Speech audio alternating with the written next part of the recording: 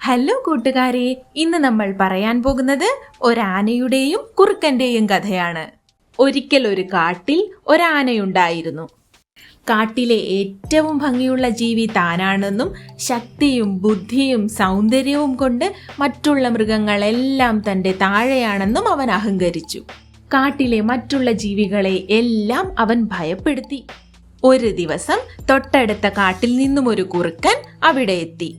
ആനയുടെ കഥകളറിഞ്ഞ അവൻ ആനയെ ഒരു പാഠം പഠിപ്പിക്കുവാൻ തീരുമാനിച്ചു.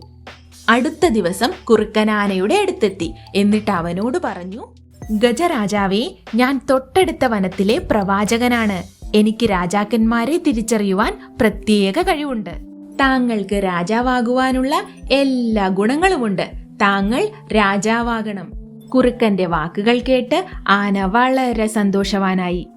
ഞാൻ രാജാവായാൽ നിന്നെ എന്റെ മന്ത്രിയാക്കാമെന്നും ആന കുറുക്കനോട് പറഞ്ഞു.